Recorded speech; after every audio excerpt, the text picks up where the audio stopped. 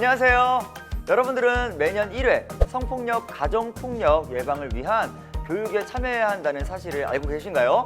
이제 대학생이 된 우리들은 폭력이 인권침해 행위라는 것을 다 아는 나이인데 이와 같은 폭력 예방 교육이 왜 대학에서도 지속되어야 하는지 알아봐야 될 것 같습니다. 저는 오늘 폭력 예방 교육의 필요성을 알아볼 교양 이때 MC 강입니다. 반갑습니다. 네, 반갑습니다. 대응보단 예방이 중요하다고 하는데요. 자, 오늘은 성폭력과 가정폭력 예방을 위한 교육은 무엇이고 왜 참여해야 하는지, 우리에게 어떤 도움이 되는지에 대한 이야기를 나눠보고자 합니다. 자, 수업에 앞서 오늘 함께 해주실 분들을 소개해 드릴게요. 자, 먼저 우리 선생님부터 소개해 보겠습니다. 네, 안녕하세요. 저는 고려대학교 인권성평등센터 전문상담사 노정민입니다. 네, 선생님 반갑습니다. 그리고 저와 함께 폭력 예방 교육에 대하여 알아볼 대학생 친구분들을 한 분씩 소개해 볼게요. 네, 안녕하세요. 저는 23학번 최민준이라고 합니다. 네, 민준 학생 반가워요. 네, 안녕하세요. 저는 23학번 이지연입니다. 네, 지연 친구 반가워요. 안녕하세요. 23학번 이완이라고 합니다. 반갑습니다. 선생님, 이제 새내기 학생들이잖아요. 네. 이렇게 푸릇푸릇한 모습 보니까 어떠세요? 너무 반갑고 예. 기대가 큽니다. 폭력 예방 교육은 다 이수하셨죠?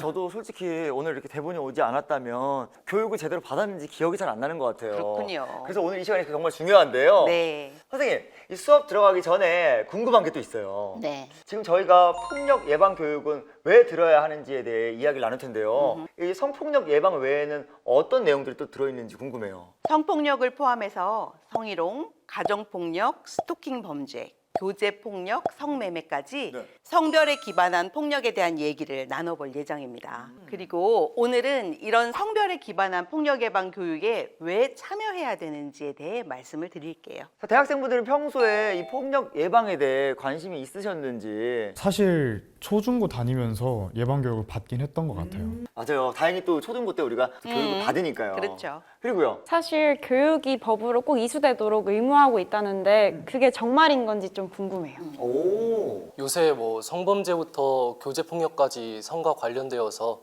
범죄가 많이 일어나서 관심을 갖고 있습니다. 생각보다 많은 분들이 많은 관심을 가지고 있는데요. 이 평소에도 관심이 있으셨다니 오늘 수업이 더 흥미롭고 뭔가 재밌게 받아들일 수 있을 것 같아요. 자, 그럼 우리 함께 교양사로 가볼까요? 네. 신당역 여자 화장실 근처에서 한 30대 남성이 여성 영무원에게 흉기를 휘둘렀습니다. A씨의 전 여자친구가 스토킹을 시작한 건 지난해 9월 말부터입니다. 지난달 20대 초반의 한 여성이 남자친구에게 감금이 돼서 폭행과 강간을 당하다가 구조된 사건이 있었습니다. 자, 이번 수업은 본격적인 폭력 예방 교육에 대하여 알아보기 전에 대학에서 발생하는 것으로 알려진 성폭력 사건의 심각성에 대해 알아보는 시간입니다. 대학에서 성폭력 사건 발생이 지속적으로 늘고 있다고 하는데요. 정말인가요? 네, 성폭력 사건 발생이 증가하여 신고가 예전에 비해 많아지는 것인지는 명확하게 파악하기 어렵지만 네. 일단 피해 신고 건수가 예전에 비하여 늘어나고 있는 것은 사실입니다. 아니, 근데 이 사건이 발생하면 곧바로 이 신고되는 것이 아닌가요? 성피해의 경우 피해자들은 주변의 시선이나 2차 피해에 노출되는 것을 염려해서 선뜻 신고하지 못하는 경향이 높기 때문에 네. 다른 범죄에 비해 예를 들어 절도처럼 곧바로 수사기관에 알리지 못하는 경우가 많다고 보고 있는데요. 2018년 미투 운동 당시 피해자들이 용기 내서 오래전에 자신들이 겪었던 피해를 얘기했던 사례만 보더라도 오랜 기간에 걸쳐 말하지 못하고 침묵했었다는 것을 우리가 알 수 있었죠. 아마도 예전에 비해 피해자의 목소리에 귀를 기울이는 사회적 분위기에 힘입어 신고가 증가하는 면도 있고요. 네. 그렇기 때문에 우리는 신고가 많아지니까 성폭력 발생이 늘어난 것은 아닌가 하고 생각이 들기도 하는 맞아요, 것입니다. 맞아요. 사건 자체가 늘었는지 정확한 자료는 우리가 확인하기 어렵지만 일단 대학 내 성희롱 성폭력 사건은 2016년 182건에서 2019년 346건으로 증가한 데이터가 있거든요. 신고율이 높아졌든 실제 사건이 많아졌든 대학가에서 성희롱 성폭력이 줄지 않고 있다는 사실 자체는 심각한 문제로 우리가 봐야 합니다. 3년 동안 2배 가까이 사건 사고가 증가했다고 하니까 좀 놀랍네요. 맞아요. 저도 놀랐어요. 대학에는 교수, 직원, 학생 등 다양한 구성원들이 있는데요. 가해자의 비율을 보면 교수의 경우 23.1%, 직원은 6.1%, 그런데 학생이 가해자로 신고되는 비율은 64.1%로 나타나고 있거든요. 진짜 생각보다 학생이 가해자인 비율이 크게 높게 나왔어요. 이 원인이 있을까요? 어찌 보면 대학을 구성하는 인원들의 비율이 학생이 가장 많죠. 아, 그러면 학생이 많은 비율을 차지하다 보니 학생 가해자도 많이 집계된다는 것이군요. 네, 그렇습니다. 그런데 학생들 사이에서 발생하는 사건의 특징은 술자리나 MT, 행사가 있고 난 뒤풀이에서 일어나는 단일 사건이 가장 많았습니다. 그러나 교수님이라고 우리가 부르는 분들과 학생 사이에서 일어나는 사건도 왕왕 있거든요. 빈도수로 보면 높지는 않지만 이것이 위계 관계 안에서 일어나는 사건이니만큼 곧바로 신고하기보다 오랜 기간 좀 참고 견뎌보려는 노력을 하는 동안 피해가 좀 더 심각해지는 경우가 있습니다. 근데 이런 사건이 왜 반복해서 일어나는 걸까요? 저는 이 문제를 우리가 성인지 감수성을 얼마나 키웠느냐 이런 것에 굉장히 결정적으로 원인이 있다고 보고 있습니다. 예전에는 이 성인지 감수성이라는 단어 자체를 잘 몰랐는데요. 요즘에는 뉴스에서 많이 언급이 되는 것 같아요. 그래서 저도 성인지 감수성 들었을 때 많이 어색하지 않았거든요. 그런데요, 이 성인지 감수성 도대체 무엇인가요? 성인지 감수성은 우리가 일상에서 지내다 보면 성별에 의거해서 때로는 누군가가 좀 불리하게 느껴지거나 누군가가 차별받는 것으로 여겨지는 상황에 처하게 되는 경우가 있거든요. 성별에 따라 이렇게 달리 대하면 안 된다. 이런 생각으로 뭔가 개선할 수 있는 어떤 방안에 대해 누구보다 빨리 먼저 제안할 수 있는 나름의 역량을 우리는 성인지 감수성이라고 말하거든요.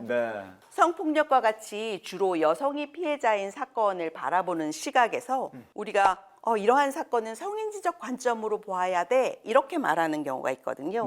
피해자의 처지와 입장이 어땠는지 먼저 파악한 다음에서야 사건을 제대로 이해하고 판단할 수 있다는 것을 의미하기도 해요. 아까 앞에 신문 기사들을 몇 개 봤는데요. 지현 친구도 같이 봤거든요, 저랑. 맞아요. 최근에는 스토킹 범죄, 교제 폭력에 대해서는 너무 많은 사건들이 일어나는 것 같아요. 네, 참 안타깝게 생각합니다. 잠시 뉴스를 좀 같이 보실까요? 사건은 지난 7월 15일 새벽 한 건물 3층에서 발생했습니다. 1학년 김모 씨가 함께 술을 마신 또래 여학생을 성폭행하고 8m 아래로 떨어뜨려 숨지게 한 혐의로 기소됐습니다. 네, 다시는 보고 싶지 않은 뉴스인데요. 친구들 다 이 뉴스 알고 있었나요, 이 사건? 네. 그렇죠. 아마 이 사건을 모르는 사람은 없을 것 같아요. 사실 우리 주변에서 크고 작은 성희롱, 성폭력 사건들이 상당히 자주 발생한다는 점에서 이는 결코 남의 일이 아니라 우리의 문제이고 항상 관심을 가져야 한다고 말씀을 드리고 싶습니다. 맞는 것 같아요. 사실 뉴스에서처럼 큰 사건은 아니더라도 주변 친구들 이야기를 들어보면 불쾌한 경험으로 인해 고민하는 친구들이 꽤 있거든요. 네, 사실 대학은 자신의 진로를 고민하면서 취업을 준비하거나 학문에 매진하는 그런 공동체이잖아요.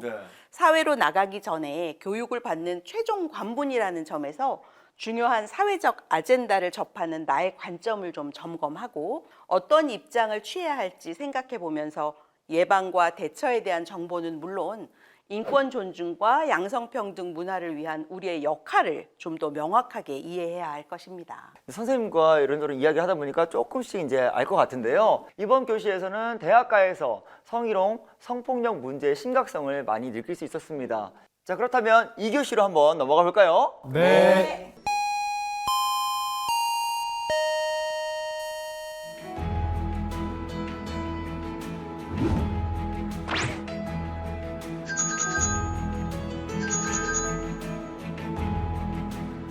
대학생은 폭력 예방 교육을 매년 각각 1시간씩 이수해야 한다고 법률에 딱 명시되어 있네요. 자, 여러분들은 당연히 알고 있었죠? 초중고를 거치면서 좀 많이 듣긴 했었어요. 저도 지금까지는 대학 다니면서 들었는지 솔직히 잘 기억이 안 나기도 합니다. 기억이 나는 친구들도 있고 안 나는 친구들도 있을 거예요. 선생님, 아니 이렇게 법률에 적혀 있는 건데 왜 아직도 이렇게 잘 모르는 학생들이 있는 거죠? 사실 저도 마찬가지고 실제 이수율은 어느 정도 되는 건지. 사실 많은 대학에서 이 교육을 이수하게 하도록 만전을 기하고 있기는 합니다만 아직까지 이수율이 그렇게 높지는 않은 것 같습니다. 가장 최근 통계가 대학생이 예방교육에 참여한 비율로 보면 52.7%에 달한다고 나와 있거든요. 아니 뭔가 다 들어야 되는데 왜 이렇게 절반만 들은 거죠? 그러게요. 예. 정말 중요하고 우리에게 필요한 정보인데 소홀하게 생각하는 것은 아닌지 우려되기도 합니다. 네. 방금 전 뉴스로 봤던 사건이 있었을 때를 기준으로 하면 아마 이수율이 지금 제시해드린 수치보다는 더 낮지 않았을까 생각합니다. 이 예방이 문제 해결의 첫 단추인 만큼 폭력 예방 교육에는 꼭 참여해서 정보를 업데이트해야 하는데 아직 참여하지 않은 학생들이 많다고 하니까요. 앞으로도 많은 노력이 필요할 것 같습니다. 네, 그렇습니다. 최근에는 이러한 중요성에 공감한 많은 대학에서 폭력 예방 교육을 온라인과 오프라인으로 여건에 맞게 제공하고 있고요. 또 학교별로 자체 규정을 만들어서 반드시 이수하시도록 제도화하는 경우도 있습니다. 맞아요. 제 친구네 학교는 이제 졸업할 때까지 교육을 들은 기록이 없으면 졸업이 안 된다고 하더라고요. 학생들의 입장에서는 굉장히 또 짜증이 날 수도 있고 아니 왜 이렇게 이런 걸 해놔서 우리 졸업하는데 이렇게 피곤하게 만들어 할 수도 있겠지만 이 교육을 꼭 들어야 하니까 이 방법도 나쁘지 않은데요. 저희 학교는 성적 확인을 할 수 없도록 막아놨어요. 굉장히 좋은 방법이다. 저는 교육을 수강하고 나니까 교내외 활동에서 가산점을 부여받아서 참여의 기회가 좀 많아졌어요.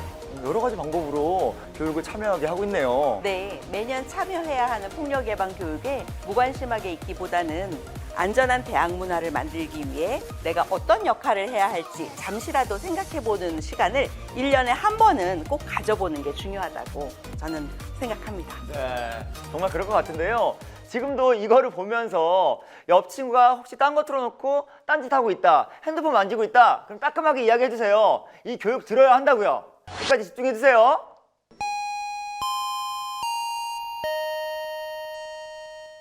선생님, 단도직입적으로 말씀해주세요. 폭력 예방 교육 말만 들어서는 잘 모르겠는데요. 어디서부터 공부를 해야 되나요? 먼저 성적 자기결정권에 대해서 알아야 합니다. 성적 자기결정권이 어떤 것인지 아시는 분 계신가요? 자신의 의지와 판단에 따라 자율적이고 책임감 있게 성적 의사결정을 할 권리요. 네, 그렇습니다.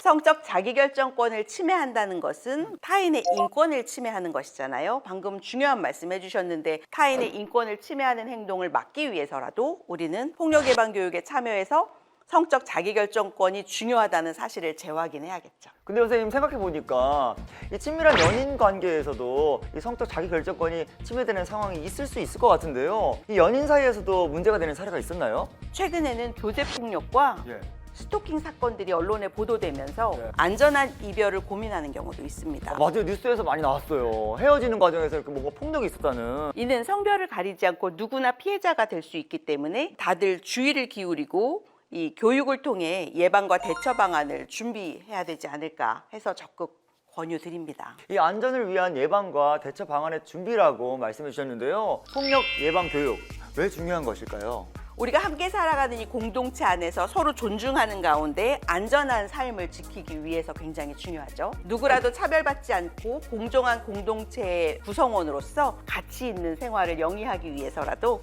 잘 알고 대처하고 함께 서로를 존중하는 문화가 필요하기 때문에 꼭 필요하지 않을까 말씀드립니다. 네.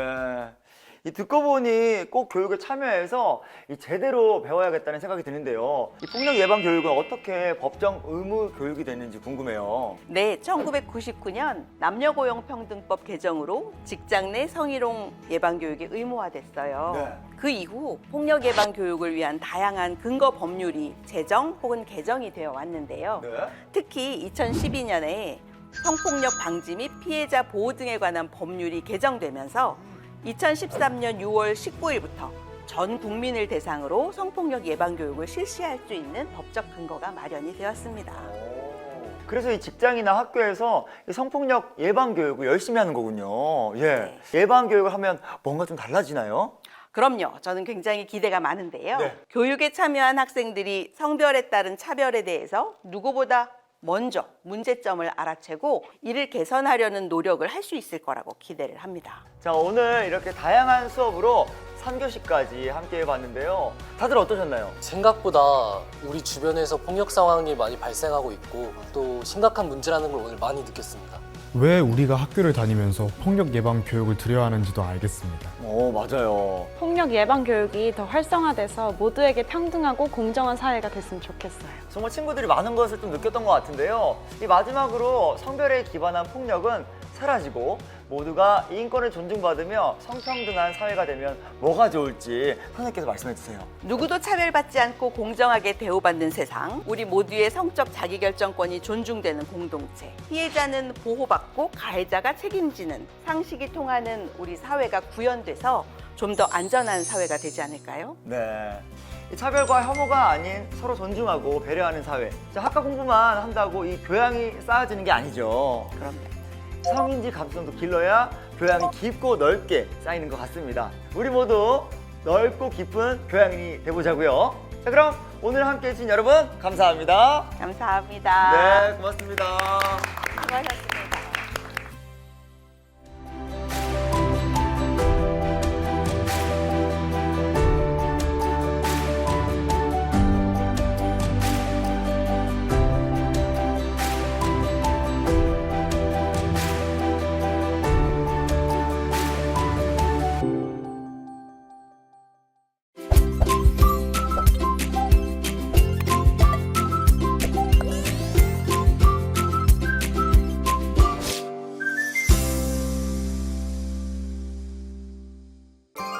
함께하면 너무나도 든든하고 따뜻하지만 가까운 관계만큼이나 서로 아픔을 주기도 하는 그 이름 가족.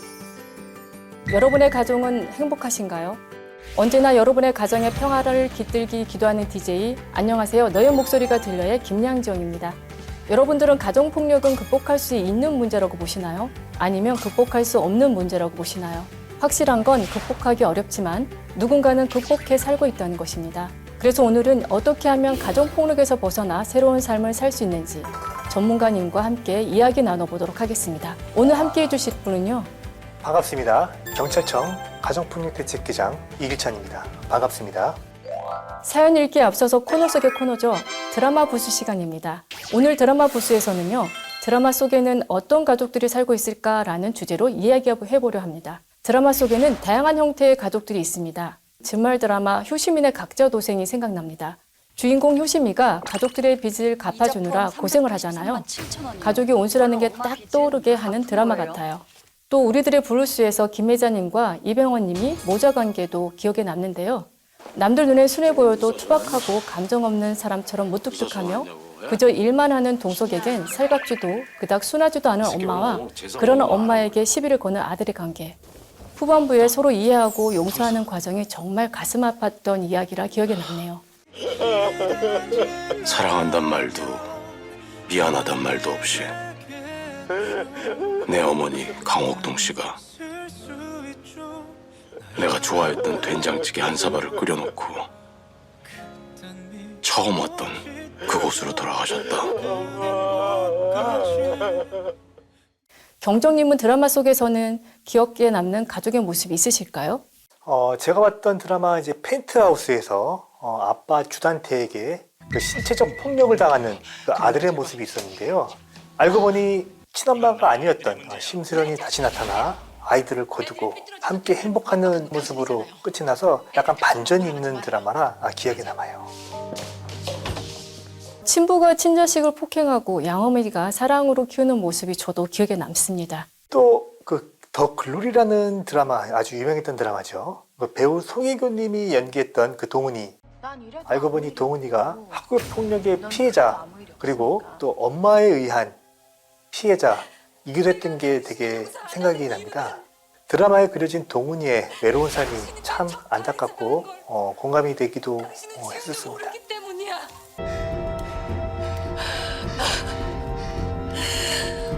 고마워 엄마.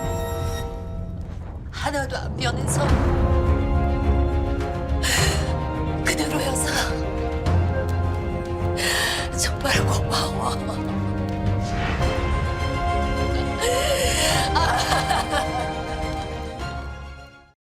네, 맞습니다. 저도 가족에게 상처를 받았던 적이 있는데요. 어렸을 적 이제 아버지가 어머니에게 이제 폭력을 행사하던 모습, 그리고 이제 성장기 때 오빠한테 좀 맞았던 기억이 있습니다. 또 주변인 지인들의 얘기를 들어보면 부모님의 이혼 후 의도치 않게 방임됐을 때 상당한 상처를 받았다는 분도 있었고, 형제자매랑 싸웠는데 첫째인 경우 너가 형이 돼 참아야지, 동생인 경우 어디 형한테 대드냐면서 상황에 대한 제지보다 역할에 대한 차별이 상처가 됐다는 분도 주변에 흔히 있는 것 같아요. 가족하면 드는 감정도 다양하고 의미도 다양하게 정의될 것 같은데 그 이유가 가족 안에서 일어나는 갈등과 폭력이 너무 다양하기 때문이지 않나 싶은데요. 그중에서도 오늘은 가정폭력을 당한 피해자들이 폭력을 극복한 사연을 들어보려 합니다. 과연 어떻게 극복했는지 함께 들어보시죠. 첫 번째 사연입니다. 저는 어릴 적부터 공부를 위해 본가를 떠나 홀로 타지에서 공부를 했고 대학 진학 후엔 기숙사에 살며 아르바이트를 하며 살았습니다. 공부와 아르바이트를 핑계로 엄마와는 간간히 통화 정도 했고 가족들의 안부도 통화로 짧게 듣는 정도였습니다. 왜 그랬을까요? 조금만 더 엄마의 숨소리에 귀 기울였다면, 동생에게 전화했다면 고통을 더 빨리 끝낼 수 있었을 텐데. 무슨 일일까요? 제가 사건을 안 건 1년 전 경찰에게 전화를 받고 나서입니다. 네, 여보세요? 땡땡 누나분 맞으시죠? 네, 그런데요. 경찰은 제게 동생이 많이 아프다고 말했고 전 그대로 병원으로 향했습니다. 몇 년 만에 보는 동생은 피투성이에 온몸엔 멍으로 가득했고 의식이 없는 동생의 손을 바들바들 떨며 잡고 있는 엄마 또한 이마엔 긁힌 상처가 있었습니다. 엄마에게 어떻게 된 거냐 물으니 2년 전 회사가 부도나며 아버지는 일자리를 잃었고 우울증에 시달린 아버지는 동생과 엄마를 때렸다는 겁니다. 왜 말 안 했어? 화를 내는 저에게 엄마는 제 공부에 방해가 될까 봐 그 말을 듣는 순간 가슴이 찢어지는 것 같았습니다. 동생은 아버지에게 맞은 후부터 학교에 가지 않아 퇴학을 당했고 아버지는 그런 동생을 보며 나약하다 나무라며 또 폭행을 일삼았다고 합니다. 참다 못한 동생이 아버지가 자리를 비운 사이 경찰서에 도움을 청했고 그렇게 제가 알게 된 것입니다. 아버지는 모든 사실을 부인했고 저는 아버지를 고소했습니다. 다행히 위층 세입자들의 증언 덕분에 아버지의 혐의는 인정이 됐고 저희 엄마와 남동생은 센터의 도움을 받아 조금씩 일상을 회복하고 있습니다. 아버지의 폭력으로부터 벗어나 일상을 되찾아가고 있다니 너무 다행입니다. 가족 내 신체적 폭력이 일어났음에도 피해자들이 말을 못하는 이유가 무엇일까요? 먼저 그 2022년도 여가부에서 발표한 전국 가정폭력 실태 조사에 따르면은 가정폭력 피해 경험자의 53%가 폭력에 대해 별다른 대응을 한 적이 없다라고 밝혔습니다. 특히 경찰 신고를 포함해서 어디에도 도움을 요청한 적이 없다라고 답변한 비율이 92%가 나왔다는 게 좀 충격적인데요. 아마도 발생 장소의 폐쇄성, 사회적 분위기로 인한 결과가 아닐까 생각합니다. 가정폭력은 가정 구성원 사이에 발생하는 신체적, 정신적 폭력이기 때문에 외부에서 접근하기 어렵고 사생활이 보장된 장소에서 발생하기 때문에 은폐 가능성 또한 높습니다. 가족관계이기 때문에 묵인하는 경우도 많죠. 이러한 경향으로 같은 공간에서 계속 생활하며 더 큰 심각한 범죄로 발전하기도 합니다. 남동생분이 경찰에 신고한 건 정말 잘한 행동이네요. 네, 비록 2년이라는 긴 시간 동안 아버지로부터 폭력을 당했지만 사법기관의 신고를 통해 범죄가 드러나며 고통을 끊을 수 있었으니 그나마 잘한 대처라고 할 수 있겠습니다. 그럼 두 번째 사연은 계장님께서 한번 읽어주시겠어요? 네, 두 번째 사연입니다. 저는 어렸을 때 가정폭력을 당해왔는데 사실 그 당시에는 이게 폭력인지 몰랐어요. 10살 때쯤 제가 어머니 지갑에서 돈을 훔쳤는데 파린 채로 온몸을 맞았어요. 그게 시작이었던 것 같아요. 그 후로 제가 친구 집에서 잤다는 이유로 가위로 머리카락을 자르고 며칠간 집에서 못 나가게 한 적도 있었습니다. 물론 학교도 가지 못했죠. 그리고 부모님께서는 부부싸움을 할 때마다 제가 듣고 있었는데 서로 저를 키우기 싫다며 그런 말을 많이 하셨고 제게 욕을 하셨습니다. 한 번은 부부싸움 중에 제가 뜨거운 물에 화상을 입었는데 다음날 부모님이 혹시 경찰에 발각될까봐 병원에는 데려가지 않고 집에서 식염수로 소독하고 반창고만을 붙여주었습니다. 집에서 먼 대학에 오고 그 이후에도 제게 알바비를 달라고 하시며 찾아오시는데 대학교는 전하기 쉽지 않아서 걱정입니다. 저도 어릴 때 잘못을 하면 부모님에게 파리채로 맞아봤는데 이게 가정폭력일까요? 별로 위험해 보이지 않아도 파리채나 효자손, 목걸이처럼 이런 익숙한 도구를 사용한 경우를 하더라도 신체적 폭력에 해당합니다. 자녀의 잘못된 행동을 고치기 위한다는 목적이 있다 하더라도 신체적 체벌은 허용되지 않습니다. 자녀 앞에서 부부싸움을 하시는 분들이 꽤 있으실 것 같은데 이것도 가정폭력에 해당할까요? 네, 맞습니다. 부모의 다툼을 보면 아이는 어떤 감정을 느낄까요? 아무래도 불안하고 무서움을 느끼겠죠? 사연자분은 부모님의 부부싸움 장면에 지속적으로 노출된 경우로서 가정폭력 상황을 목격하는 것 자체가 정서학대가 될 수 있습니다. 이 사례는 아동복지법 제17조 제5호에 따른 정서적 학대에 해당합니다.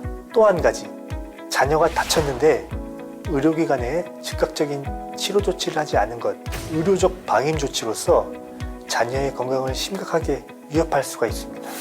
아동복지법 제17조 제6호에서는 아동의 치료를 소홀히 하는 이 방임 행위도 또한 금지하고 있습니다. 어쩌면 우리가 단순한 체벌은 가정폭력이 아니다라고 간과하고 살지 않았나 싶은데요. 자녀 앞에서 부부싸움, 자녀에게 욕설도 가볍게 생각해서는 안 되겠습니다. 사연을 읽다 보니 어떻게 극복을 하셨을까, 상황을 어떻게 벗어나셨을까 싶은데요. 제가 이런 고민을 하는 이유가 제가 만약에 가정폭력 피해자라면 주거 문제든 생활유지 문제든 많은 이유로 집을 벗어나기까지 많은 고민을 할 것 같아요. 그래서 실질적으로 피해자를 지원하는 기관들에 대해 궁금한데요. 경정님, 어떤 기관들이 피해자들을 도와줄 수 있나요?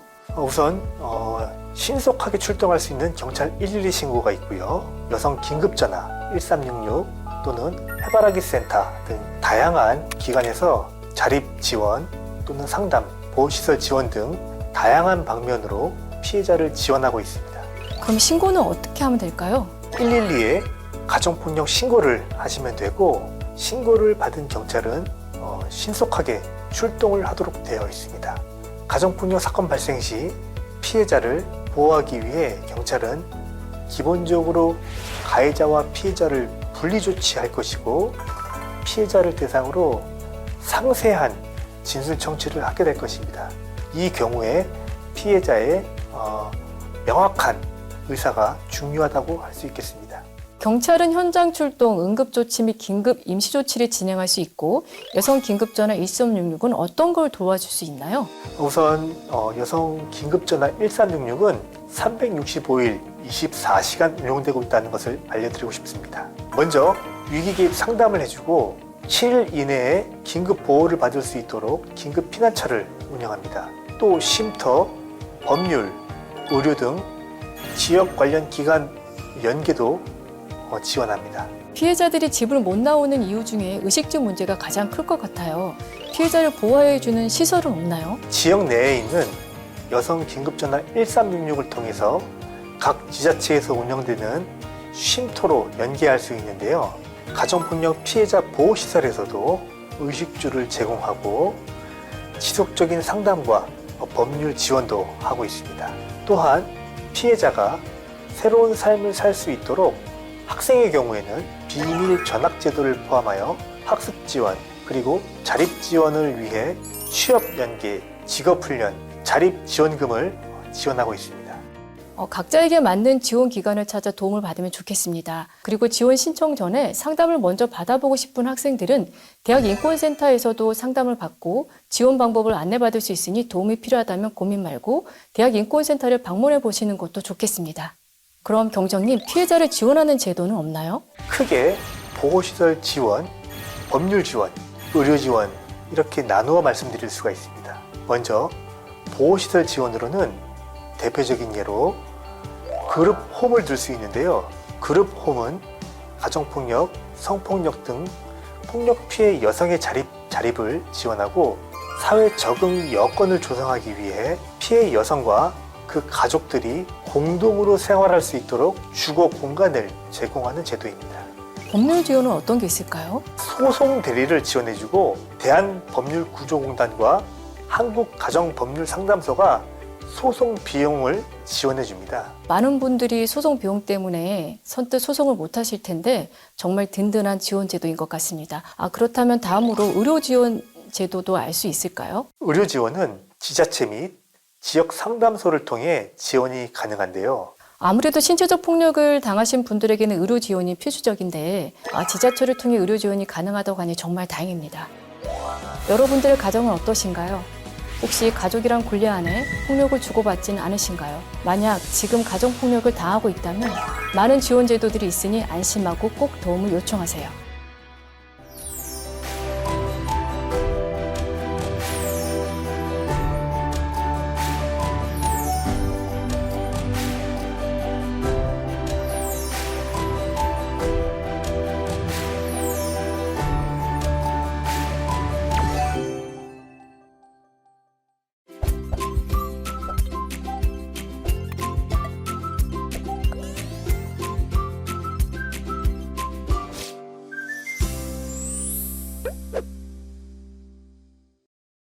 가정폭력으로 고통받는 대학생들이여, 지붕을 뚫고 행복을 향해 하이킥하라.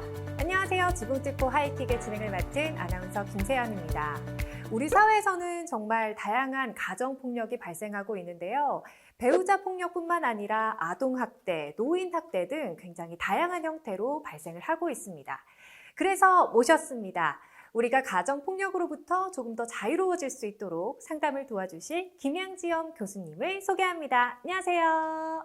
안녕하세요. 만나서 반갑습니다. 한국양성평등교육진흥원의 교수 김양지연이라고 합니다.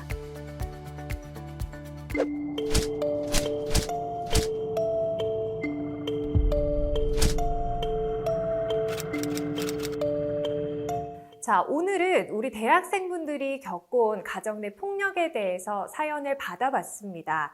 이 사연을 통해서 가정 내 폭력이 정말 다양하구나 이런 점을 느낄 수 있었는데요. 그 중에서 몇 개 간추려서 소개를 해드리도록 하겠습니다. 첫 번째 사연입니다.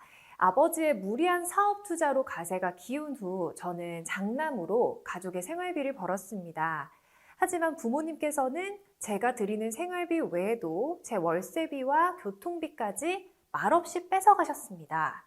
학자금 대출을 갚기도 빠듯한 상황에서 가족들 생계비용까지 지원하느라 굉장히 힘든 하루하루를 보내고 있는데, 얼마 전에 부모님께서 저한테는 말도 없이 제 명의의 신용카드를 발급해서 사용을 하셨다는 걸 납부 안내서를 보고 알았습니다. 제가 모르는 사이에 빚만 늘었는데 저는 이제 어떻게 해야 할까요? 라고 사연을 보내주셨어요. 좀 보니까 이게 폭력보다는 갈취에 해당하는 내용 같은데, 이런 금전 갈취도 가정폭력에 해당하나요? 네, 가정폭력에 해당한다고 할 수 있겠습니다. 일방적으로 돈을 뺏는 경우도 있지만 성인 자녀도 가정 구성원으로서 가족 부양에 대한 공동 책임을 가질 수 있습니다. 사례처럼 성인 자녀의 동의 없이 신용카드를 발급해 사용하고 빚을 떠넘기는 행위는 경제적 폭력에 해당한다고 할 수 있죠. 교수님, 그러면 지금 사연을 보내주신 분처럼 뭐 일방적으로 부모님이 갈취를 해가는 경우도 있고 아니면 형제 간의 갈취가 있을 수도 있잖아요. 금전적 갈취가 일어났을 때는 해결을 좀 어떻게 하면 좋을까요? 일단 가족이 지속적으로 금전을 요구할 경우 주지 않을 수 있는지, 주지 않으면 물리적 폭력, 정서적 폭력, 또 다른 경제적 폭력이 이루어지는지를 보고 종합적으로 폭력에 해당하는지를 보아야 할 것으로 보입니다. 만약 경제적 폭력이라고 한다면 대학인권센터, 가정폭력상담소 등에 상담을 해 어떠한 해결 방안 등이 있는지 도움을 요청하는 것이 필요합니다. 자, 이어서 다음 사연도 받아볼까요? 네, 우리 가족은 말이 없습니다. 한 사람만 빼고요. 그 사람은 바로 아버지인데요. 어릴 적부터 어머니를 비롯한 저는 아버지가 정한 기준에 따라 아버지의 뜻대로 살아왔습니다. 한 가지 예를 들면 여행을 갈 때 여행지를 선정하는 것부터 가족 내 작은 규칙들까지 전부 아버지가 정했습니다.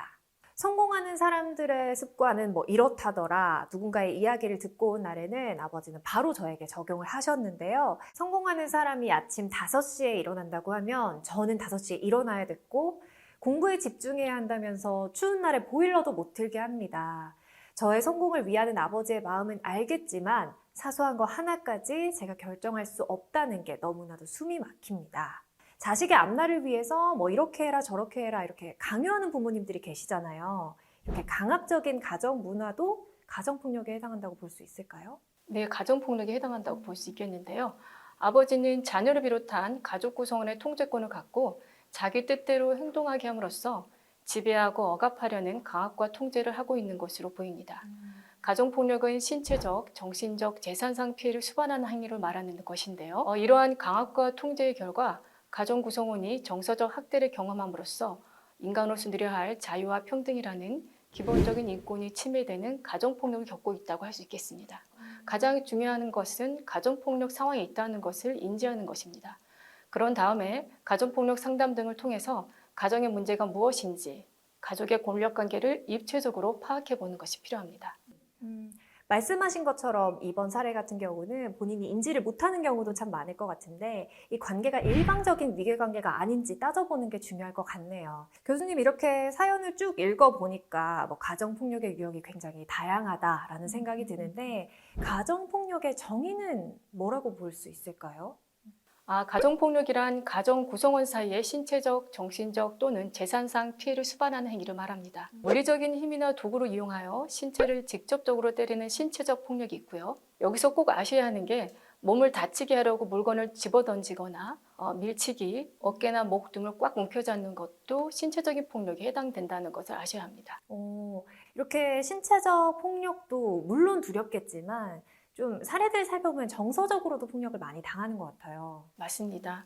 정서적 학대도 가정폭력에 해당하는데요. 폭언, 무시, 모욕과 같은 언어폭력으로 기분을 상하게 하는 것도 가정폭력에 해당한다고 할 수 있습니다. 꼭 언어가 아니더라도 때리려고 위협을 하거나 의사결정권을 침해하며 통제적으로 상대방을 고립시키고 의심하는 행위를 하는 건 역시 가정폭력에 해당합니다. 세 번째 폭력은 경제적 폭력인데요. 생활비를 주지 않는 것은 경제적 방임에 해당하고요. 돈이 없이 임의로 재산을 처분하는 것도 경제적 의사결정에 참여하지 못하게 하는 폭력에 해당합니다. 또한 금액에 상관없이 세세한 항목들까지 매번 보고하게 하는 것은 지출 목록을 감시하는 것으로 폭력에 해당한다고 할 수 있죠. 그럼 아까 봤던 첫 번째 사연이 경제적인 폭력에 해당하나요? 네, 맞습니다. 가정 구성원의 소득, 재산 및 임금을 가로채거나 임의로 사용한 행위, 재산에 관한 법률적 권리를 침해한 행위, 재산의 사용 또는 관리에 대한 결정 통제 행위, 금액에 상관없이 허락 없는 금전 사용 금지 행위가 이루어진다면 경제적인 위협으로 볼 수 있습니다. 자, 그럼 다음 네 번째 가정폭력의 유형은 어떤 건가요? 성적 폭력인데요. 부부간에서 성적 폭력이 발생할 수 있습니다. 돈이 없는 성관계나 변태적인 성관계를 강요한다면 성적 자기결정권 침해로 부부간 간에 해당할 수 있습니다. 추가로 또 최근 아동학대에 대한 사회적인 관심이 굉장히 커지고 있잖아요. 가정폭력과 아동학대 어떤 부분이 좀 조명이 돼야 될까요? 가정폭력은 현재 배우자 폭력으로 우리나라에서 통용되고 있는데요. 가정폭력과 아동학대가 중복해서 발생하고 있다는 점을 좀 고려해 볼 필요가 있습니다. 국외 연구에 따르면 가정폭력과 아동학대 중복 발생률이 40에서 97%, 엄격하게 정의하더라도 35%로 나타난다고 합니다. 가정폭력은 아동학대보다 선행에서 나타나는 경향성이 있어서 아동학대 발생 시 약 80% 정도의 사례에서 가정폭력이 먼저 나타난다고 합니다. 또한 가정폭력이 있는 가정에 아동학대 재범률이 높고 아동학대 발생의 주요 요인으로 가정폭력이 제시되고 있기도 합니다. 아무래도 가정폭력과 아동학대는 중복 발생 비율이 높네요. 그렇다면 가정폭력과 아동학대가 아동에게 결국 미치는 영향은 뭘까요? 가정폭력 발생 시 아동은 직접적인 피해자일 수도 있고 폭력을 목격하는 간접적인 피해자일 수도 있습니다. 아동이 가정폭력을 목격한 충격은 부모로부터 신체적인 폭력 피해를 겪은 것과 매우 유사하다는 연구들도 있습니다. 아동의 가정폭력 노출의 심각성을 밝히는 많은 연구들은 두려움, 불면증, 분노, 우울, 공격성을 낳을 뿐만 아니라 심리적, 인지적, 사회적 행동 정서 발달에 심각한 영향을 제시하고 있습니다. 더 나아가 아동기의 가정폭력 노출은 청년의 자아 존중감, 삶의 만족도, 우울과 불안에 가장 부정적인 영향을 미친다고 합니다. 그렇다면 이 가정폭력과 아동학대 문제를 연관시켜서 생각을 하고 문제를 해결하는 게 참 중요하겠네요. 그렇습니다. 가정폭력과 아동학대의 깊은 연관성은 아동학대 문제가 배우자 폭력의 문제 해결과 밀접하게 연관되어 있다는 것을 의미합니다. 따라서 가정폭력의 해법을 모색할 때 배우자 폭력과 함께 아동학대 문제를 연결시켜 고려하는 것이 필요합니다.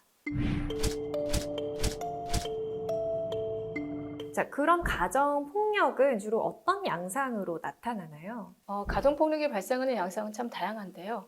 언어폭력, 신체폭력, 정서적 폭력 등이 함께 나타나기도 하고 아동학대, 노인학대 등의 폭력이 좀 중복되어서 나타나기도 합니다. 좀 구체적인 형태로는 어떤 식으로 발생을 하나요? 가정폭력의 구체적인 내용들을 좀 살펴보면요. 구타 또는 흉기로 위협, 자해 또는 자살 위협, 간의 모든 결정의 독점, 원치 않는 성관계 강요, 성적 외도 의심, 동의 없는 촬영 및 유포, 지속적인 금전 요구, 임금 노동의 금지, 미행, 행동 통제, 공포감 조성 등이 있습니다. 그러면 이렇게 나타나는 가정폭력의 양상이 갈수록 더 심해지기도 하나요? 그렇죠. 처음에는 가해자로 인한 고립과 통제를 경험했다가 시간이 지날수록 더욱 심해져 집착과 스토킹으로까지 발전해 정서적, 신체적, 성적, 경제적인 폭력 등 복합적인 가정폭력 양상이 나타나며 폭력의 정도 또한 심각해집니다. 근데 보통 보면 가정폭력이 뭐 외부로 쉽게 드러나지 않는다거나 아니면 장기간 좀 지속되는 경우가 많잖아요. 아무래도 어떤 특성 때문일까요? 일단 기본적으로 친밀한 관계에서 일어나는 폭력이라는 특성 때문인데요. 폭력 후에 가해자가 용서를 구하는 경우가 많은데 피해자 역시 그래도 가족인데 애들을 봐서 참아야지 등의 생각으로 이를 수용합니다. 그리고 가해자는 가족끼리인데 라는 생각으로 죄의식을 축소하는 등 문제의식을 약화하여 행동을 반복합니다. 이렇게 반복적, 지속적 폭력이 일상화되면 피해자는 상황을 벗어나야 한다고 의식하지 못하는 등 문제의 심각성을 인지하기 어렵게 되죠. 게다가 가해자 역시 폭력에 대한 죄의식이 낮아져 행위의 빈도나 강도가 증가합니다. 또 폭력 초기에 신고하지 못한 이유로는 가해자의 폭력이 신고할 만한 정도의 폭력 범죄라고 인식하지 못한 경우가 많아 가정폭력이 지속된다고 할 수 있습니다. 이런 이유 이외에도 뭐 가정폭력을 개인적이거나 사소한 일로 여기는 이런 사회적 인식이나 아니면 가족을 지켜야 한다는 책임감, 피해자의 책임론을 유발하는 사회적 인식들, 이런 것들이 피해자들을 더 힘들게 하는 것 같아요. 가정폭력을 예방하기 위해서 1997년 가정폭력특별법이 제정됐다고 들었는데요. 이 가정폭력특별법에 대해서 자세히 알려주시죠. 가정폭력특별법은 가족폭력 범죄의 형사처벌 절차에 관한 특례를 정한 가정폭력처벌법과 가정폭력 방지와 피해자 보호를 위해 제정한 가정폭력방지법을 말합니다. 가정폭력특별법 제정은 사적인 문제로 치부되었던 가정 내에서 일어나는 폭력을 국가가 개입해야 하는 공적인 문제로 접근해 사회 공동체가 함께 해결해야 할 문제로 인식했다는 의의가 있습니다.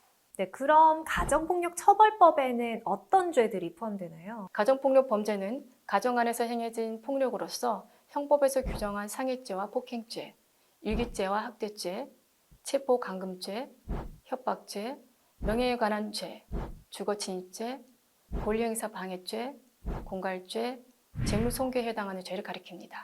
아동학대죄와 관련해서는 아동학대처벌법을 우선 적용하고 있습니다. 자, 이렇게 법률로 규정을 하고 있으니까 가정폭력 신고가 되며 각 행위에 따른 형사처벌법이 적용되면서 처벌이 이루어지는 경우가 많겠네요. 네, 그런데 모든 건들에서 처벌까지 이어지는 것은 아닙니다. 경찰청 통계에 따르면 2021년 한 해 가정폭력으로 신고된 건수 중 검거된 인원은 약 21%에 불과하고 신고 건수 대비 가해자 구속률은 0.1%도 채 되지 않습니다. 2020년 대검찰청 통계에서도 형사처벌을 위한 가정폭력 기소율은 10% 내외로 낮게 나타납니다. 생각보다 굉장히 낮은데 왜 이렇게 기소율이 낮게 나타나는 건가요? 가정폭력처벌법에 따라 상담 조건부 기소유예하거나 형사처벌이 아닌 보호처분을 위해 가정보호 사건으로 처리하고 있기 때문이죠. 이 과정에서 가해자 처벌 여부를 피해자의 의사에 맡기고 있는데요. 그 결과 피해자는 보복에 대한 두려움, 경제적 이유, 자녀 양육 문제, 가정을 파괴한 장본인이라는 사회적 비난 등 복합적인 이유로 신고하더라도 가해자의 처벌을 원하지 않거나 고소하더라도 중도에 취하하고 억지로 합의하는 경우 등이 많습니다. 그럼 가정보호 사건으로 처리가 되면 어떤 보호 처분이 내려지나요? 가해자는 8가지 보호 처분을 받을 수 있습니다. 피해자에게 접근 제한, 친권 행사의 제한, 사회봉사 및 수강 명령, 보호관찰, 보호시설의 감호 위탁, 의료기관의 치료 위탁, 상담소 등의 상담 위탁에 보호 처분을 내릴 수 있는데 이를 어길 시 2년 이하의 징역이나 2천만 원 이하의 벌금 또는 구류에 처합니다. 네, 가정폭력이 다른 형사법 위반보다는 좀 폭력에 대한 법적 죄의식이 낮은 것 같은데요. 그 이유가 어디에 있다고 보세요? 일단 사회 전반적으로 여전히 가정폭력을 개인 가정사라고 인식하고 있기 때문이죠. 물리적 폭력을 행사하지 않으면 심리적으로 위협을 가하거나 방임을 해도 경찰들이 직접적으로 개입하기 어려운 점이 있어 가시적인 물리적 폭력에 해당할 만한 가정폭력이 아니고서는 처벌이 되지 않으니 죄의식이 낮다는 생각이 듭니다. 게다가 가정폭력 사건 처리에 있어 상담이나 교육을 조건으로 기소유예하거나 형사처벌이 아닌 보호처분하는 방식으로 운영되고 있어 가정폭력이 범죄 행위가 아니라고 인식할 가능성이 상당히 높죠. 그러면 이 관련 법률이 강화될 여지는 남아있지 않나요? 스토킹 범죄 처벌법이 강화되면서 피해자들이 가해자 보복이 두려워 명확한 처벌 의사를 밝히기 어려웠던 스토킹 범죄에 대해 반의사 불벌죄가 폐지되었고 현장에 출동한 경찰들의 긴급 임시 조치가 강화된 바 있습니다. 이 부분이 굉장히 고무적이며 가정폭력에도 적용될 수 있도록 법이 강화될 여지가 생겼습니다. 하지만 여전히 좀 어디에 도움을 요청해야 할지 모르는 분들이 많으실 것 같아요. 내가 가정폭력을 당했다 아니면 가정으로부터 위협을 받고 있다 하고 느낌이 온다면 어디에 도움을 청해야 될까요? 일단 가장 먼저 각 대학의 인권센터에서 상담을 받아보는 걸 추천합니다. 학생 여러분들과 가장 가까운 곳에 있고 대학생의 눈높이에서 상담을 해줄 것이라 현실적인 조언을 해줄 것이라 보입니다. 또 다른 기관, 예를 들어 여성긴급전화 1366에 전화를 하시거나 가정폭력 상담소, 대한법률구조공단, 가정법률상담소 등 자신의 상황, 도움을 받고 싶은 유형에 따라 도움을 청하시는 게 좋겠습니다. 네, 이렇게 오늘 가정폭력으로 인해서 고민하는 대학생분들의 사연을 받아보면서 가정폭력이 무엇인지 또 이걸 예방하기 위해서 어떻게 해야 되는지에 대해서 알아봤습니다. 안식처가 되어줘야 할 가정이잖아요. 더 이상 공포의 대상이 돼서는 안 될 텐데요. 그렇게 위해서는 우리 모두가 존중하고 배려하는 마음을 가져야겠다는 생각이 들었습니다. 가정폭력을 겪고 있다고 의심된다면 주저하지 말고 주변에 도움을 요청하기 바랍니다. 그것이 바로 나를 지키고 우리 가족을 지키는 가장 기본적인 일이라고 할 수 있겠습니다.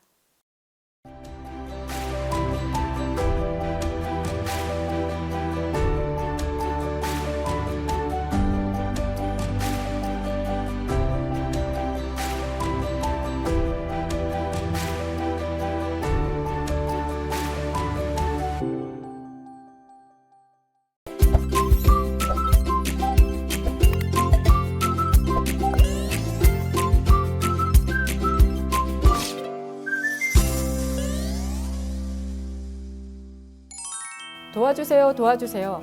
여러분의 가정은, 이웃은 안전하신가요? 안녕하세요. 폭력으로부터 가정을 지켜주다. 지켜줘 홈즈의 김양지영입니다.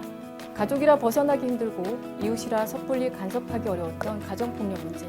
하지만 벗어나기 어려운 만큼 주변의 도움이 간절한데요. 오늘은 가정폭력을 겪었던 사례자분을 모시고 어떻게 하면 가정폭력에서 벗어나 새로운 삶을 살 수 있는지 사례자 최범님과 함께 이야기 나눠보도록 하겠습니다. 반갑습니다. 안녕하세요. 춤추는 대학생 최봄입니다.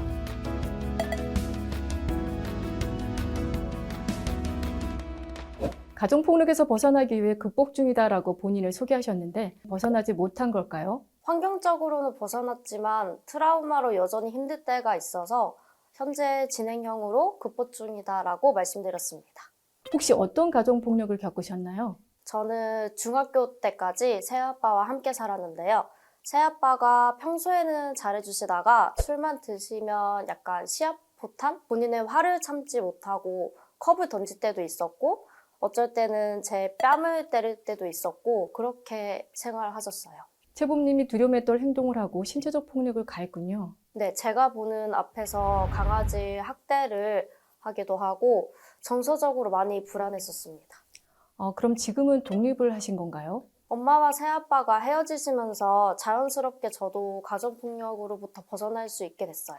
새아빠뿐만 아니라 친아빠께도 가정폭력을 때때로 겪으셨다고요? 네, 어릴 적이라서 기억은 잘 없긴 한데 이제 언니의 말에 따르면은 아빠가 엄마를 후라이팬으로 때리거나 아니면은 알코올 중독으로 생활을 하시기도 하셨고 바람도 많이 피우셔서 어머니가 이제 이혼을 하셨다고 많이 들었습니다. 그리고 제가 커서도 친아빠한테 한번 전화가 왔었던 적이 있는데 제가 그때 공부를 안 하고 그때부터 춤 쪽으로 가고 있었던 거라서 이제 친아빠가 넌 아들이었으면 나한테 맞았다 이런 식으로 폭언도 하시고 그래서 저는 친아빠와 새아빠 두 분 모두에게 원망이 있는 것 같습니다. 가정폭력으로부터 벗어날 수 있는 지원 제도가 있다는 거 알고 있었을까요? 아니요, 몰랐습니다. 당시 지원 제도에 대해서 좀 더 알았다면 최범님께서 더 일찍 안전해졌을 텐데 혹시 주변에 도움은 있었나요? 결정적인 원인을 해결해 줄 수 있는 도움의 손길은 없었는데 이제 곁에서 위로해주고 남아있어주는 친구들과 엄마와 언니 덕분에 버틸 수 있었어요. 그래도 다른 가족과 친구분들 덕분에 버틸 수 있었네요. 하지만 기관의 도움도 같이 받았더라면 어땠을지 많은 생각이 듭니다. 오늘 지켜줘 홈즈를 통해 가정폭력에서 고통받고 있는 우리의 가족과 이웃의 모습을 보고 극복하는 방법을 알고 도움을 받고 도움을 주셨으면 좋겠습니다. 자, 그럼 지켜줘 홈즈 오늘의 의뢰인은요?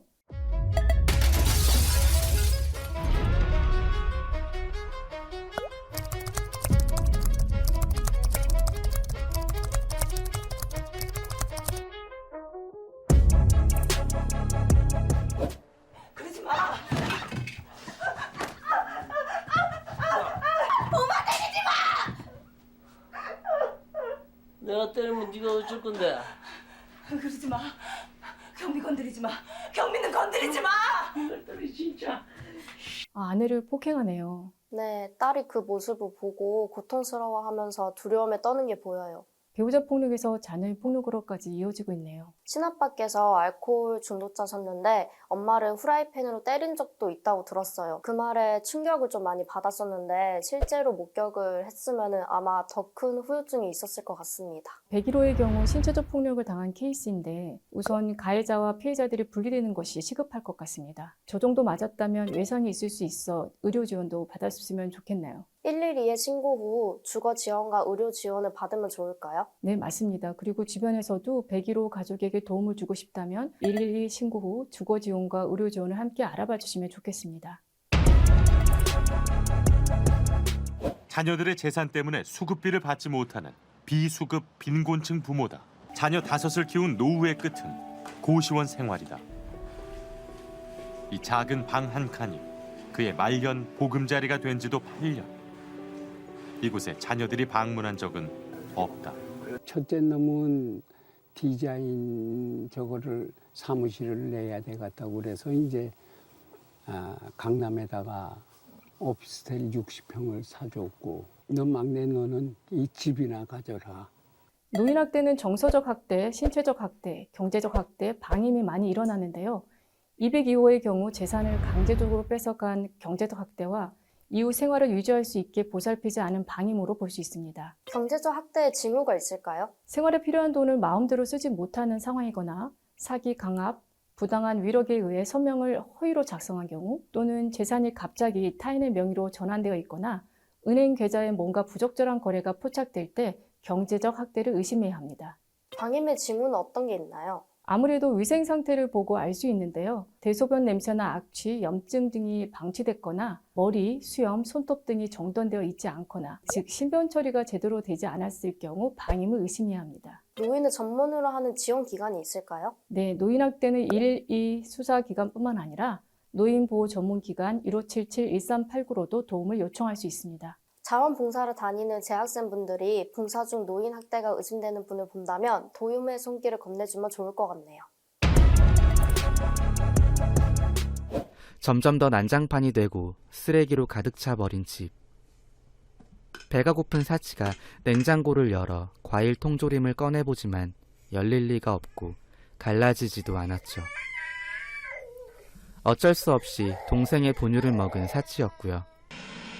그날 밤 지점토로 케이크를 만든 사치가 자고 있는 동생에게 생일 노래를 불러주는데 동생이 움직이지 않고 배가 고픈 사치는 결국 화초를 뜯어먹고 심지어 지점토를 먹으며 기다립니다. 아이들이 배고파하는 게 가슴 아프네요. 저도 새엄마와 자랄 때 밥을 챙겨주지 않아서 배가 고팠던 기억이 납니다. 그래서 뭔가 더 가슴이 아픈 것 같아요. 사회적 이슈로 떠오른 아동 방임 사건들과 같은 양상을 보여주고 있는데요. 방임으로 아사하는 아이들 사건이 자주 일어나는 만큼 주변의 도움이 절실히 필요한 상황입니다.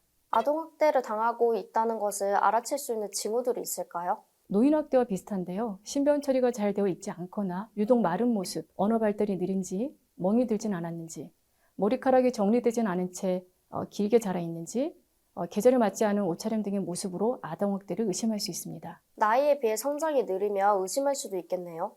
네, 맞습니다. 잠을 안 재우고 밥을 주지 않는 것도 아동학대로 성장이 유독 늦어 보인다면 의심할 수 있습니다. 또한 미성년자 출입금지 구역에 아동을 데리고 가는 것 또한 아동학대로 볼 수 있고 아동보호시설에 버리겠다고 겁을 주는 것도 아동학대에 해당합니다. 말씀 중에 궁금한 게 몇 살까지 아동으로 볼 수 있을까요? 18세 미만이면 아동에 속하니 고등학생들도 학대를 당하면 아동학대로 보호받을 수 있습니다. 배우자 폭력, 노인학대, 아동학대까지 여러 유형의 가정폭력을 보았는데요. 왜 가정폭력에서 벗어나야 하고 벗어날 수 있게 주변의 관심이 필요한지 피해자들이 겪는 가정폭력의 영향과 후유증에 대해 이야기해보면 좋을 것 같습니다. 보미님은 가정폭력 피해자로서 겪고 있는 후유증이 있을까요? 저는 크게 후유증이라기보다는 이제 제가 겪었던 상황과 비슷한 상황의 영상들을 보면은 제 의지와 상관없이 눈물이 나오기 하더라고요. 그래서 그런 거 보면은 내가 생각보다 트라우마가 심했구나 라는 생각을 하게 되는 것 같습니다. 상처는 흉터를 만들듯 가정폭력은 트라우마와 후유증을 낳는데요. 먼저 가정폭력이 낳는 피해 주체별 영향에 대해 알려드릴게요. 가정폭력 피해 배우자의 경우 상대 배우자에 대한 신뢰감과 친밀감을 잃어버리고 삶의 의욕을 상실해 화병이나 분노, 우울, 불안, 무기력감, 무가치감 등을 느끼게 되고 신체적으로도 약해지게 됩니다. 자녀의 경우 부모에 대한 신뢰를 잃어버리고 적개심과 분노, 불안, 절망감을 느끼며 교우 관계와 학교 생활 등 적응에 어려움이 생기게 됩니다. 후유증으로 죽음의 두려움에 빠지게 되며 타인에게 자신의 상황이 알려져 비난을 받거나 고립당하게 될 것을 두려워하게 됩니다. 그리고 가해자에 대해 복수심과 살인 충동을 수시로 느끼게 되는데 그로 인해 만성적인 두통이나 화병 등으로 2차적인 고통을 받게 됩니다. 스스로 자신이 소중하지 않고 쓸모없는 존재라고 느끼게 되며 절망감과 무기력함, 공허함이 자기 비하도 하게 되고요. 자책도 많이 하게 되죠. 채보님은 가정폭력으로 고통받았을 때 어떤 도움을 가장 필요로 했나요? 혼자만의 장소와 시간이 가장 필요했던 것 같아요. 집에 들어가면 1분 1초가 불안하고 무서웠거든요. 주거 지원을 받았다면 좋았을 것 같다는 생각이 드는데요. 피해자들이 가정폭력에서 벗어나기를 주저하는 주된 이유 중 하나가 주거 문제와 생활 유지 문제 때문이지 않나 싶어요. 이번엔 피해자들에게 도움을 주는 지원 제도에 대해 알려드릴게요. 대표적으로 경찰 112, 여성긴급전화 1366, 가정폭력 상담소 등 다양한 기관에서 자립지원, 상담, 보호시설 지원 등 다양한 방면으로 피해자를 지원하고 있습니다. 경찰은 현장 출동, 응급조치 및 긴급 임시조치를 진행할 수 있고 여성긴급전화 1366은 365일 24시간 위기 개입 상담을 해주고 7일 이내 긴급보호를 받을 수 있게 긴급피난처를 운영합니다. 또 쉼터, 법률, 의료 등 지역 관련 기관 연계를 지원합니다. 피해자를 보호해주는 시설은 없나요? 여성긴급전화 1366을 통해서 각 지자체에서 운영하는 쉼터들을 연계받을 수 있습니다. 가정폭력 피해자 보호시설에서는 의식주를 무료 제공해주고 지속적인 상담과 법률 지원을 해줍니다. 또한 피해자가 새로운 삶을 살 수 있게 비밀 전학을 포함한 학습 지원 및 자립 지원을 위해 취업 연계, 직업 훈련, 자립 지원금을 지원합니다. 그리고 대학생분들은 당장 어떻게 지원을 받아야 할지 모르겠다면 학교 내 인권센터를 방문하셔서 상담을 받고 지원받을 수 있는 제도가 무엇인지 상담사 선생님들과 함께 알아보시면 좋을 것 같습니다. 가정폭력은 개인이 아닌 사회적 문제로 우리 모두의 관심이 중요한데요. 가정폭력의 오해에 대해 알려드리겠습니다. 먼저 타인의 가족 문제에 끼어들면 안 된다고 생각하시는데요. 남의 가정사라 왈가왈부할 수 없고 자세한 자초지종을 모르니 간섭하기 어려우실 겁니다. 하지만 이유가 어찌됐든 폭력은 정당화할 수 없습니다. 이웃집에서 물건이 깨지는 소리가 들리고 고함이 지속된다면 또한 아이의 몸이 멍으로 가득하거나 비정상적으로 말랐다면 가정폭력을 의심하시고 경찰에 신고해 도움을 주실 필요가 있습니다. 저는 어려서 경찰에 신고할 생각을 하지 못했는데 그때 주변 어른들의 도움이 있었다면 더 빨리 고통에서 벗어날 수 있었을 것 같아요. 간섭이 아니라 관심이라고 생각해 주시면 좋을 것 같습니다. 두 번째는 때릴만 했으니 때렸다는 말은 정말 말도 안 되는 거죠. 아시다시피 폭력은 그 어떤 이유에서도 정당화될 수 없습니다. 마지막으로 친절한 사람이니 가정폭력을 하지 않는다라고 오해를 하십니다. 많이들 가해자는 항상 폭력적일 거라 생각하시는데 주변 사람들에게 친절하지만 가정에서 폭력을 저지를 수 있고 평소엔 천사처럼 잘해주다가 한순간 돌변에 물건을 던지고 폭언을 하는 경우도 있습니다. 맞아요. 저희 새아빠도 잘해주셨던 적도 진짜 많았던 것 같아요. 하지만 자신의 기준에 무언가 부합하지 못하거나 거슬리는 일이 생기면은 한순간에 돌변해서 폭력을 보였습니다. 가정폭력에 대한 오해와 편견에서 벗어나는 것이 나와 우리를 가정폭력으로부터 지키는 일일 것입니다. 가정폭력을 목격했지만 내가 신고할 자격이 되나 고민하느라 신고를 못하는 분들도 계실 것 같아요. 그렇죠. 하지만 걱정 마세요. 가정폭력을 당하거나 목격하게 되면 누구든지 수사기관에 신고할 수 있습니다. 신고는 어디에 하면 될까요? 112에 가정폭력 신고를 하시면 되고, 신고를 받은 경찰은 가정폭력 사건 발생 시 피해자를 보호하기 위해 현장에 나가 현장 조사를 해야 합니다. 피해자로서 현재 가정폭력으로 힘들어하고 있을 피해자들에게 위로와 응원의 한마디 해준다면 어떤 말을 해주고 싶나요? 우선 당신의 잘못이 단 한 개도 없으니 자신의 문제라고 생각을 하지 않았으면 좋겠어요. 자책은 약간 힘든 현실을 더 힘들게 만들잖아요. 그래서 가정폭력을 한 그들의 문제이지 자기 자신의 문제라고 생각하지 않았으면 좋겠습니다. 오늘 가정폭력 피해를 겪은 가족들의 모습을 봤는데요. 우리 가족의 모습이었을 수도 있고 우리 이웃의 모습이었을 수도 있습니다.